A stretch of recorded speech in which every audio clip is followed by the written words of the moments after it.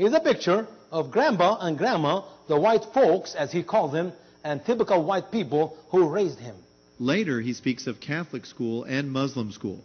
He says on page 154, "In the Muslim school, the teacher wrote to tell my mother that I made faces during Quranic studies. In the Catholic school, when it came time to pray, I would pretend to close my eyes, then peek around the room. Nothing happened. No angels descended. Just a parched old nun and 30 brown children muttering words." In a CNN interview, as you're going to see in a little bit here, he claims that he went to a Catholic school. And ironically, I mean, I want you to hear carefully how he put it in words. Ironically, it just happened that the first school he attended, it was a Catholic school. That make him a Christian, like the other senator sitting on the stage. What Senator Obama did not tell the American people that he was in a Catholic school registered as a Muslim student. And he did not attend the prayer meeting of the Christian, but he went to attend his own prayer meeting and the Muslim religious classes every day whenever the Muslims split from the Christian for the religious class. Yes, Christian in Egypt have opportunity to go to the Catholic school because that's our school, but Muslim also attend Catholic school in Egypt for a better education.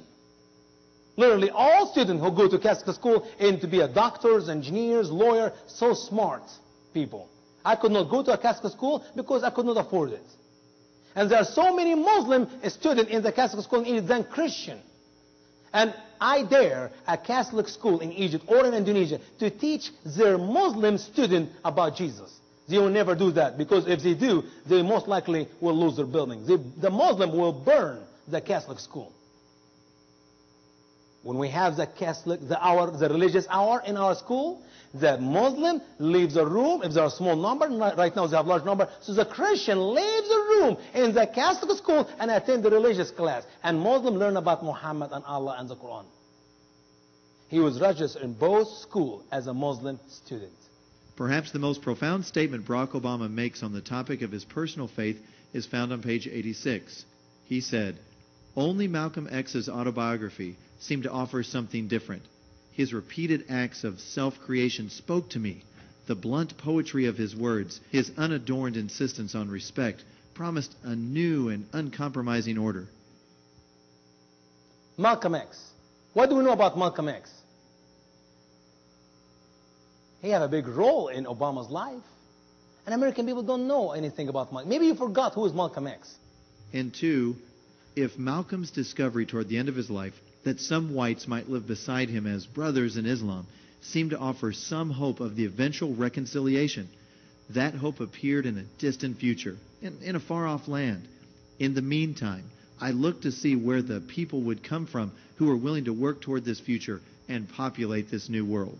The hope and the future for Obama is the white and the black Muslim get together and refill this earth. And Malcolm X, the one who have nothing but everything to say against you people, is one of his great ideology to go to live by. He heard his word and he believed in him. He have a great emphasis on him spiritually. Let me quote you just two of what Malcolm X says before he left this earth. "And in my conclusion I repeat, we want no part of integration with this wicked race of devils." But he also says we should not be expected to leave America empty-handed.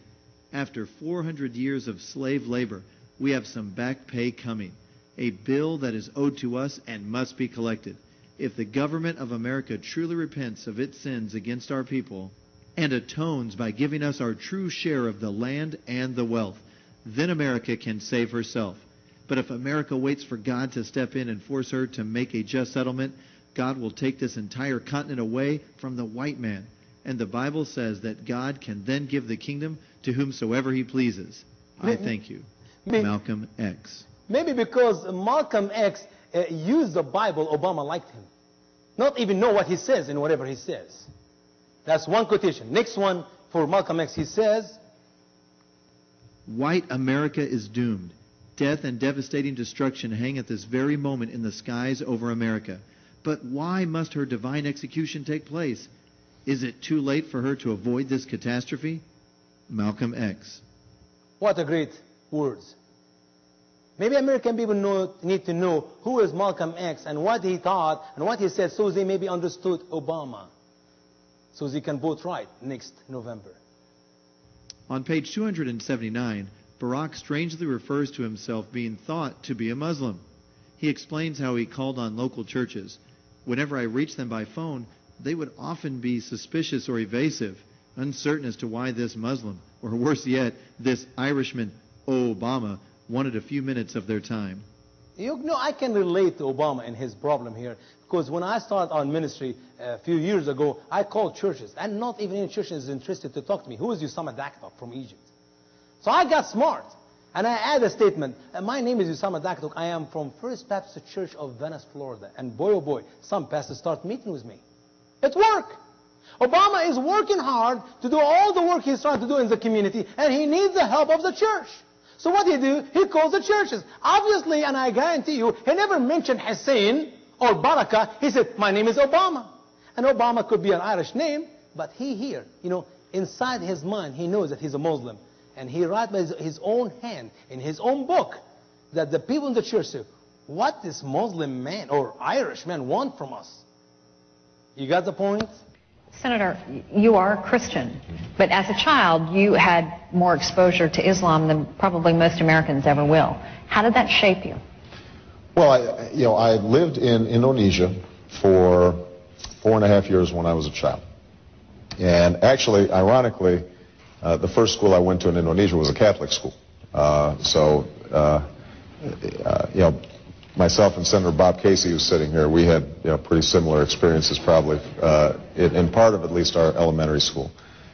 I then attended a public school, but the majority of the country was Muslim.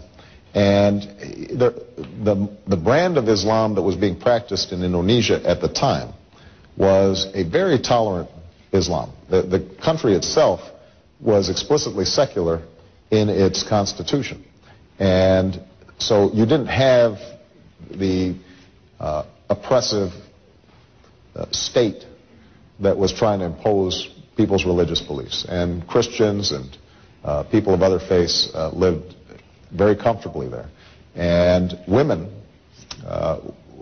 were working and out and were not wearing the traditional coverings that we see in the Middle East. And so what it taught me and what it still teaches me as I think about foreign policy now is that Islam can be compatible with the modern world. It can be a partner with the Christian and Jewish and Hindu and Buddhist faiths in trying to create a better world.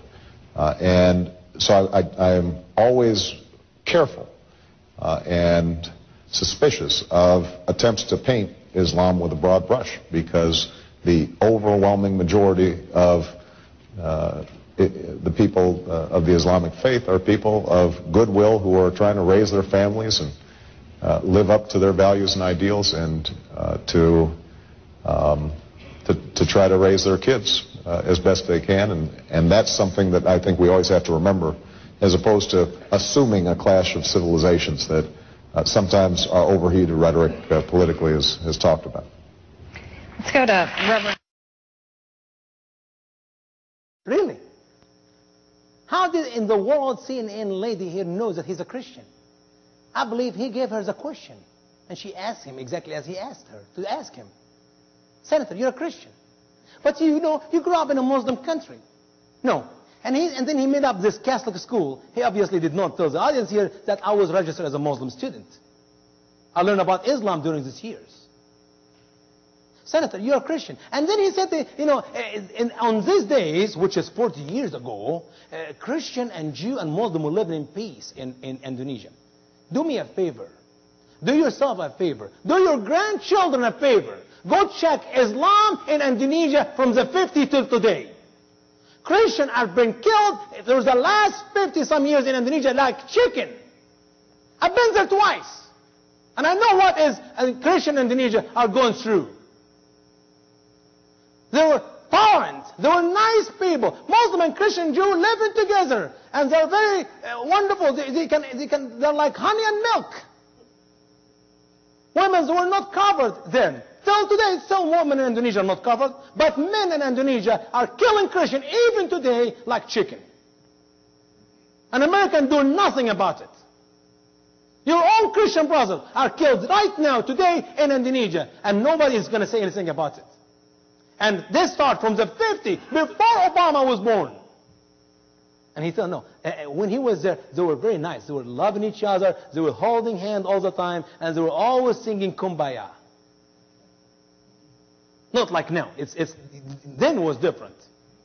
Lie after lie after lie. I can take all his word in this interview, word for word, and I assure you that he's a liar. You don't believe me? Go online and check it for yourself.